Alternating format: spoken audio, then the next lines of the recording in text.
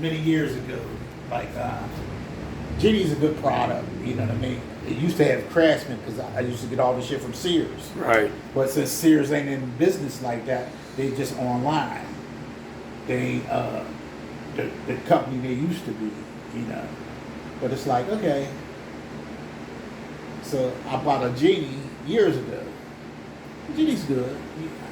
It's doable. You know, like it don't matter who you use for real. But it's just like you just want to be able to have something that works and functions. Right. You know. See the difference? The puller. This is a new one. No, this pulls it off. This is a new one. It just has a long thing and that. The bolt. Screw that in, put it up against there. Yeah, this is the one. This is the one that's. What puts it on? Yeah, this is the one that's a pain and I know the old school. That's I know what you're talking about. Listen, I all that shit I got at the somewhere in the store somewhere. I just don't have this, the new stuff. Yeah, Riley sells these, $45. Mm-hmm. But plain and simple. I definitely had this somewhere. This just has a lot of shit going on. Mm-hmm. It is your boy, the OG Soda Pop, coming to you direct down at the garage, people. Always got a video to do about something. Got my boy Dre down here again. And so, I'm going to tell you what I did in the last couple of days.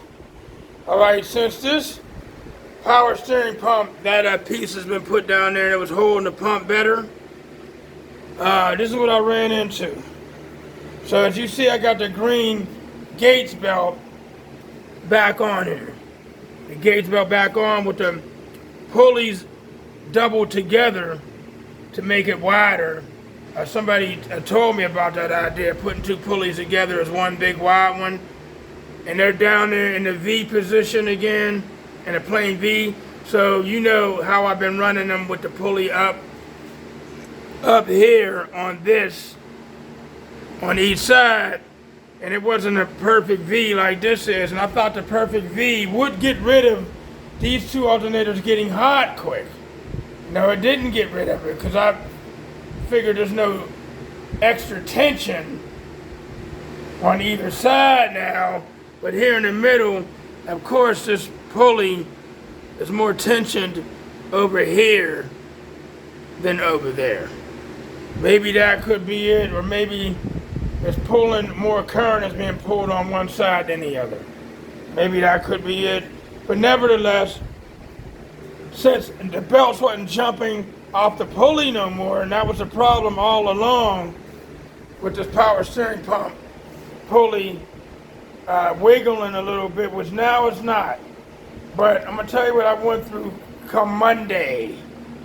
I found out that, let me get this other light so you guys can see. So I got this extra light here.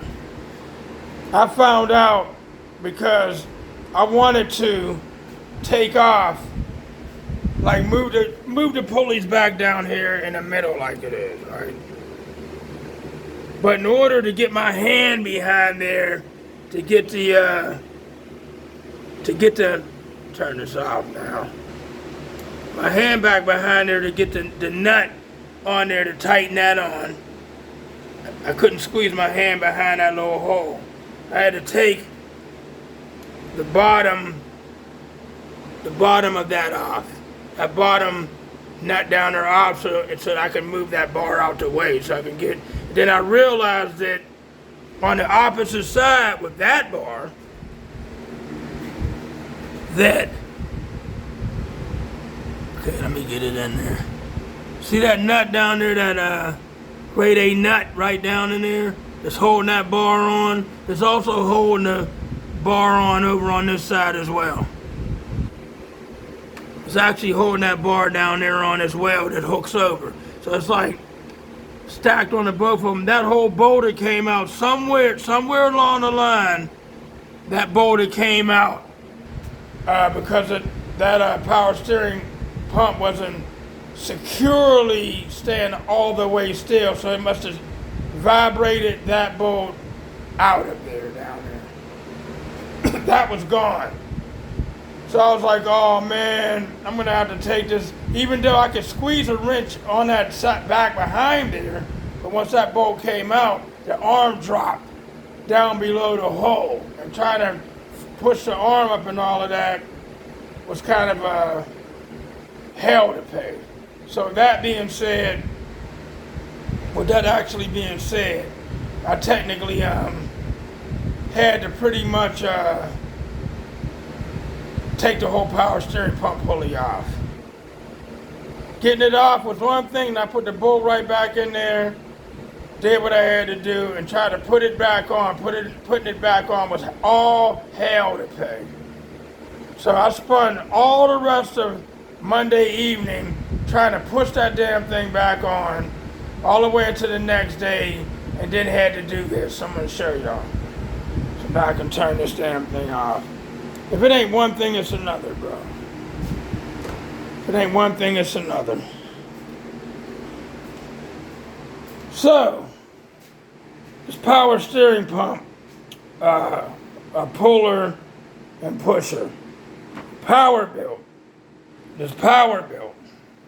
Okay, which they sell at Advanced Auto Parts, and you can rent them. You know what I mean? And yada, yada, yada. Once upon a time, I was able to take that pump pulley off real easy with this and push it back on real easy. But when I went to put it back on, now I'm realizing what I was doing wrong, actually. Okay, why it was, I kept stripping out this piece right here. See how it's all stripped out? This piece actually goes in. I'm back in there, quit playing. Y'all mechanics know that this piece goes over that piece, and it actually stripped out in there. Well, really, I was supposed to be using this long piece here to push it inside of there, to push it back on. And I was using a shorter piece, and it kept stripping out and wouldn't go on. And oh, boy, was I pissed. You know what I mean? Then I went to a mechanic to ask him, is there any tricks or ways of getting that pushed back on without using one of these, okay? And this one comes from O'Reilly's. You see the difference? Yeah, it still has this over on this side. With this goes just right around there. And the one you pull it off with still has that, but it has its very own piece on there. And this one that pushes it back on. See how it's just a long pole and it's got that on it and it swivels? This pushes it back on with the greatest of ease.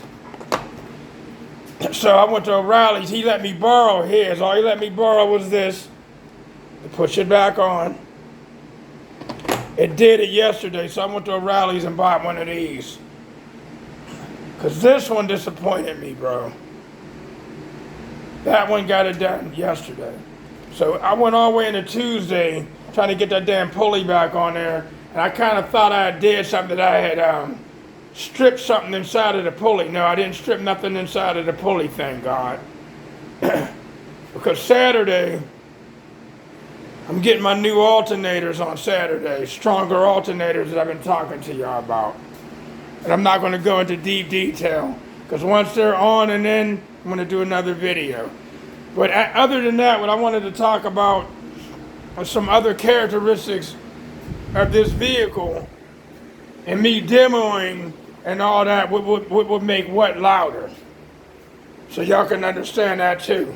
You know how people give demos and they have the windows up over on the passenger side and the door open on the driver's side?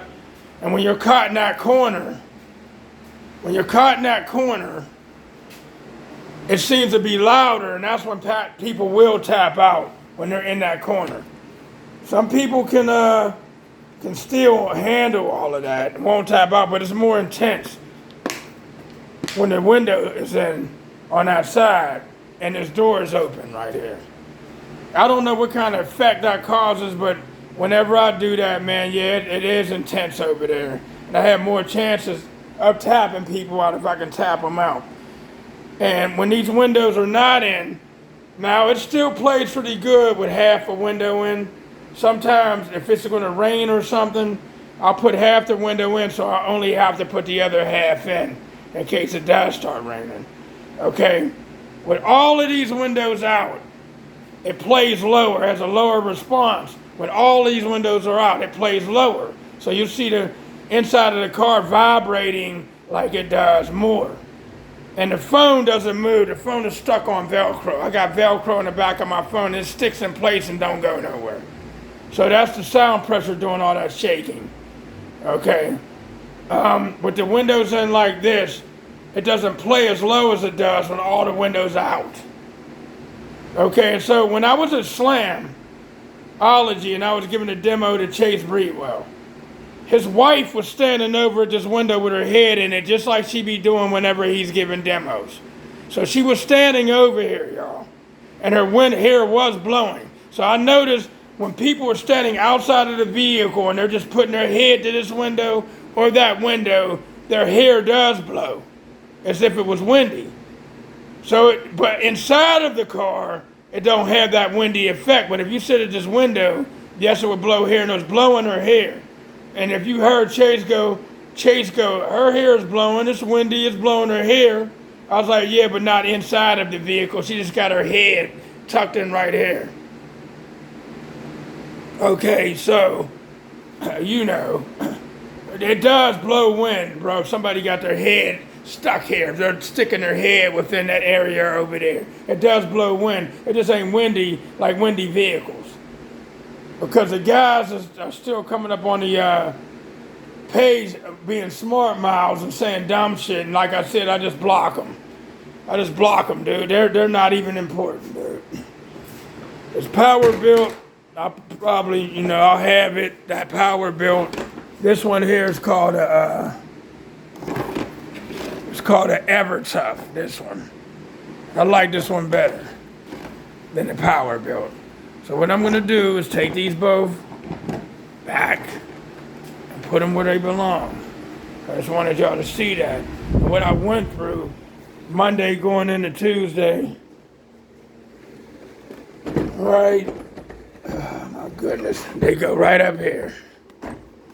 And this here is a harmonic balancer pulley right there. You know what I mean? I'd rather have the tools instead of having to go and rent them. I'd rather have them. And my boy, Ben Hank, got the solution. If you look at the side of this, and you look at those pulleys right there, technically, instead of it sitting straight like this, it bends up like that. Because the bracket is sitting on is tilting. So my boy Ben Hank is gonna weld the 3/8" screws in there and make the screws be welded to where they will be forced to be straight. And then he's gonna take a bracket. If you were looking down at the top like this, if you were looking at it like that, he's gonna make a bracket that mounts onto here and comes out and does this. Goes over and then lands on there. And then that bolt will come all the way through there and go through the bracket as well to hold it in place, steady. So when I have to take a pulley off, I have to pull off the bracket. I have to pull the bracket off and then pull that off first. I know that's more work. You know what I mean? Because it's slanting. It's slanting like this. You're gonna make it stay like that. And then this setup would be fine to have the longer green belt in, because I'd rather it be right in the middle like that to look uniform than be slanted off to the side with the other pulley on that was sitting up top on each side. So I'm just letting y'all know that's going to happen. But the difference with this green belt is that it doesn't squeak in the morning. When I fire it up, it don't go, "Ee." The black belt does. It squeaks a little bit, which wasn't no big deal. It squeaked for about, I don't know, 15 seconds and then stopped. This one doesn't do it at all. And these doggone AC belts are quite a bit more expensive than those Dayco belts. But I can get it off Amazon for cheaper than what the stores charge for it. This green belt, this specific green belt right here is over $100. But they have it for $90 on Amazon, so I'll save $10. You know, boom, boom. And they're quiet. And AC belts are pretty strong, but the black ones are also strong. With the AC belts, I'm going to end up pulling this bracket all the way off and painting it more sooner than later. But after our competition on Sunday, Thunder in the Park 4, right after that Monday, this dashboard's coming out. I'm attacking that firewall back there. I'm pulling it all out, make a whole new one, a whole new stronger dashboard, attack that firewall back there, and anything that has to do with it, any expander foam, I'm about to shoot all up inside of there. I'm going to do just that. Fill it up, make it stronger, put some plexi sheets in front of this windshield, you know what I mean? And then see, and it's called shrinking the cabin as well. That's going to shrink the cabin a little, I guess, by having block ops down there, except for on the passenger side. I'm not going to have a block op. I'm going to leave that all open for the kick panel. Have an opening there, because I know, you know, may shrink it down just a tad, but really not shrinking it down. All right. Trying to get my score up with the 615s if I'm going to use them. And I'm telling y'all something.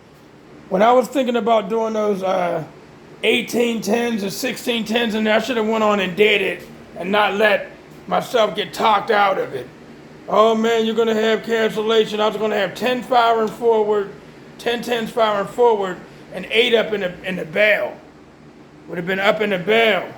And maybe I might have lost SPL score, but park and pound and street beating, it would have been a damn beast. And I would have walked away from burping and just did, you know, Radical X, class, and base boxing, and cabin clout. That's all I would have done. Just the street beating. Yeah, because my park and pound is ass with that top port. It's just ass. It's just ass, bro. You know what I mean? And them 1610s or the 1810s, whichever I would have done, from what I'm telling, there's a guy out there that got a 6.5 order, killing it in Radical X. I mean,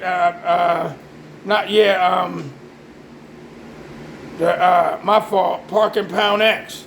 He's killing it. You know what I mean? I was like, dag, bro. Now all of a sudden everybody's changing their mind and saying, oh yeah, man, it probably would have did good in parking pound. Yeah, exactly. That's what I wanted it to do. So I kind of kicked myself for not doing it or thinking about I might do it. But then me and my boy Dre, as usual. You know, my boy Dre, like I said, he don't compete, but he do have 2 ZB6s on the Saw 8. This Pathfinder doing work, but he don't compete. He's just a street beater and been around for what? Been around for what years? We've known each other for 35, 40 years, basically. You know what I mean? He knows how to install and all of that. And we got ideas. We talk about this and how I should get a truck. When I get a truck. And when I get a truck, it's going to be hell to pay. I think some of y'all know that already. I think y'all know that. If I get a truck, it'll be easier to do than this, than me keep tinkering around with this. If I even come back to competing next year, I might just end up being a demo guy, get closer to just doing demos, bro. You know what I mean? Because the trophy space is really getting bad. So I'm going to finish this year up I'll only come to Worlds if I'm competitive enough to come to Worlds. If I feel I'm competitive and I'm going to place, I'll come to Worlds, possibly for this last year. But I got a feeling that as soon as like I said, once you're in, you can't get out. I got a feeling that as soon as my mind goes a quitting, a truck is going to surface. Don't you think, Dre? All of a sudden, a truck is going to surface. Absolutely.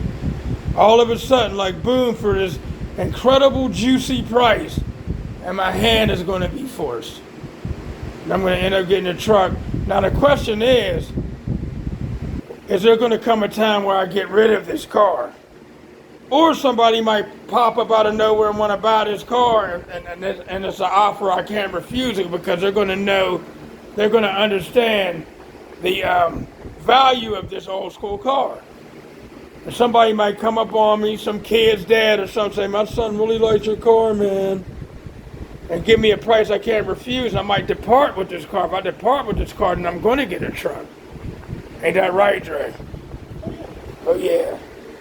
When I get a truck, all that 6-order stuff is down the drain. I'm going to want a 4-order, because I'm going to want it still punchy and blow wind. And in other words, I'm going to want to kill somebody in that truck. And I will build it to do so.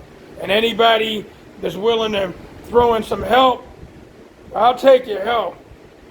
But it's going to be tuned no higher than 50 hertz, bro. Because I don't care to play that kind of stuff. They don't get it.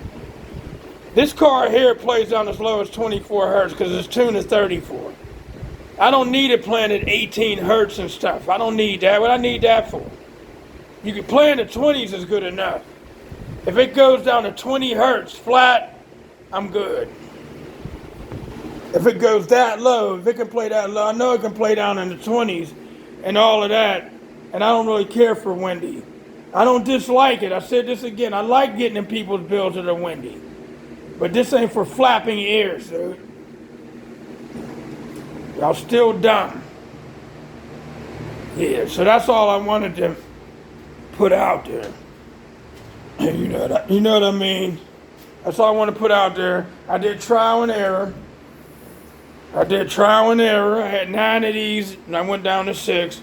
I'm getting like 10K out of each one of these on the bird. I did trial and error, and boom, boom, boom, like I've been doing in this car. This vehicle's getting to the point where there ain't too much more I can do with it. I can try them 1610s. I can tear it all out and try that, but my mind really ain't on that right now. I want to get that dash out, do another dash, and see exactly what can happen when I start reinforcing stuff, and my score's going to go up or backwards. And I sure hope it don't go backwards when I'm enforcing stuff in this car. It did go up a 0.4 dB at Slamology. It went up 0.4 dB. It technically did that in Parking Pound as well. It went up point something. But I'm not doing no 37s and 38s. So, we're at that. But it's your boy, the OG Soda Pop Kid. Good morning, good afternoon, good evening, and good night. Say peace to these people, Dre. Peace.